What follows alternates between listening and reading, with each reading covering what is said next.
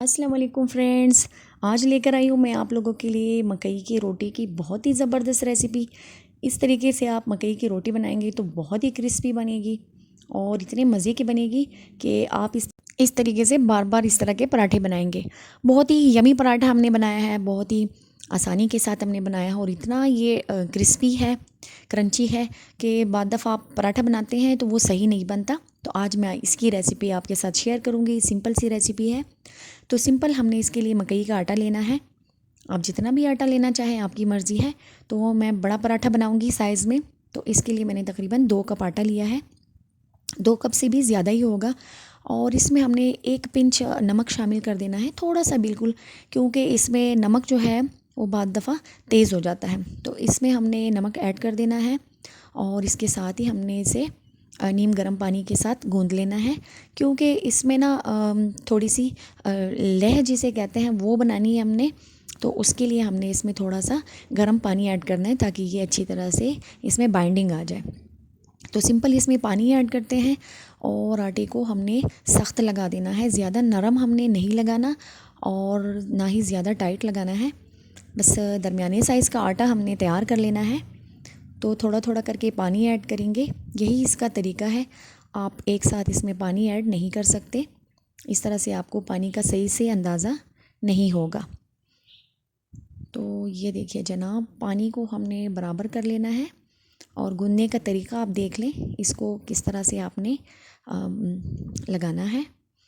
तो इसके लिए सिंपल आप हाथ को इस तरह से उठाएंगे और आगे की तरफ लेकर जाएंगे। मैं आपको दिखाती हूँ, आप देखिएगा इस तरह से। पहले हमने आटे को इकट्ठा कर लेना है सारा।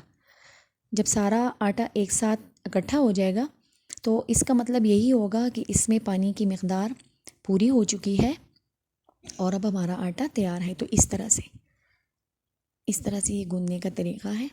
आटे पे हाथ रखिए और आगे की तरफ स्लिप करते जाइएगा इस तरह से। ये बहुत अच्छा आटा इस तरह से गूंद जाता है और इस तरह से आपका जो पराठा है वो भी सही तरीके से बनता है, क्योंकि आटे में बाइंडिंग सही तरीके से आ जाती है। तो ये जी हमने रेडी कर लिया। अब इसको पेड़ा बनाने का तरीका आप देख लें। पहले हमने इसे रोल रोल करके घुमाना है इस तरह से, और ये देखिए इस तरह से ऊपर से दबा के हमने हाथों की मदद से भी थोड़ा सा इसे इस तरह से फैला देना है। अब इसके लिए हमने खुश्क आटा यहाँ पे लगाना है, मकई का ही आटा हमने लिया है और इस तरह से हमने जी अपनी रोटी को फैलाना शुरू कर देना है। इस तरह से साइड पे हाथ रखेंगे ताकि रोटी हमारी टूटे ना और साइडों से ख़राब ना हो। ये देखिए इस तरह से हाथ लगाएंगे और पराठा बनाते जाएंगे। और ये देखिए जनाब, सिंपल हमने इतना बड़ा पराठा बना लिया है। अब जी हमने तवे को गरम कर लिया है, कोई हमने इसके ऊपर घी वगैरह नहीं लगाया। पहले हमने पराठे को ड्राई ही पकाना है, उसके बाद हम इसे पराठा करेंगे। तो रोटी डालने के बाद उंगली की मदद से हमने इसमें छोटे छोटे से छेद कर लेने हैं। इस तरह के छेद करने से ये होगा कि पराठे से हवा आर पार निकलेगी, तो जो पराठा बनेगा उसमें से आपको टूटेगा भी नहीं और इस तरह से उसकी बिल्कुल क्रिस्पी सा बनेगा। तो इस तरह से हमने इसके ऊपर जो आटा खुश्क लगाया था उसे हमने कर लेना है जी साफ़, एक साफ़ कपड़े की मदद से। और ये देखिए अब दोबारा से पलट के देखते हैं। ये देखिए अब जी इसके ऊपर हमने लगा लेना है ऑयल या फिर आप घी लगा दें और 2 चम्मच हमने इस पर भर के ऑयल लगा देना है और इस तरह से पलट के घुमाएंगे हाथों की मदद से।